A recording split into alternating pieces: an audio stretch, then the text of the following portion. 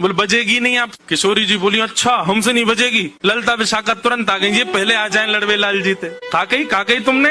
बोले मैं यूं कह रहा हूँ कि हमारी श्यामाजू बंसी ना बजा पाएंगी। अच्छा हमारी लाडली जू जब चले ना तो उनके पामन की नूपुर उनकी ध्वनि पे राग रागनी वारे वारे जामे, और तुम यूं कह रहे हो हमारी लाडली जी बंसी ना बजा पाएंगी।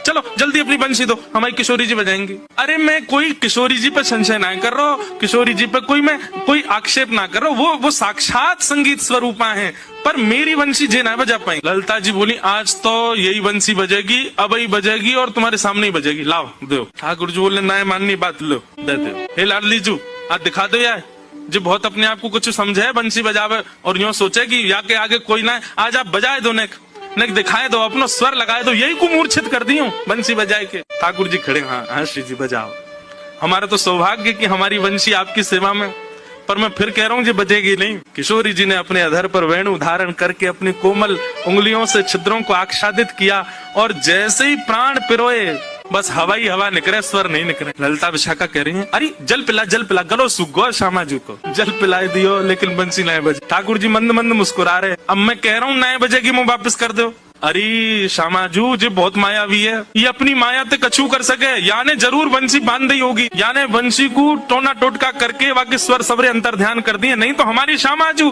कोई स्वर को, कोई संगीत के वाद्य को स्पर्श कर दे, अरे स्पर्श मात्र से बजन लगे, ये बंसी क्यों ना बज रही है।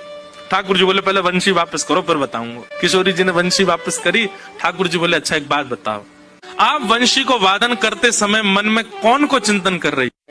किशोरी जी बोली मैं तो कोई भी वाद्य बजाऊं आपको ही चिंतन करूं। बोले यही तो गलती कर रही हो, ये वंशी जो है ना हमारी अनन्य भक्त है। अनन्य को मतलब कहा होवे एक के अलावा दूसरे को ना भजे, और या वंशी में नित्य आपको ही चिंतन होवे, या वंशी में नित्य आपको स्मरण होवे, ये वंशी आपकी भक्ता है और आप या वंशी से मेरी भक्ति करोगी तो ये वंशी कैसे बजेगी। हे श्यामाजू आप नेत्र बंद करके अपनो ही चिंतन करो, मतलब अपने स्वरूप को ध्यान करो, जब आप अपनो ध्यान करोगी तब ये वंशी बजेगी, क्योंकि या वंशी में तो नित्य आपको ही गायन की हो जाए। किशोरी जी ने अधर पर वंशी रख के जैसे स्वयं को स्मरण किया, अपने रूप नक, अपने रूप नेत्र आदि को स्मरण किया, अपनो ही स्मरण करके जैसे ही वंशी अधर पर धरी, बिना फूंक के वंशी बजन लगी। किशोरी जी के नेत्र सजल है गए। आपकी या अनन्य प्रेम पे ही तो मेरा मन करे कि मैं वारी वारी जाऊं।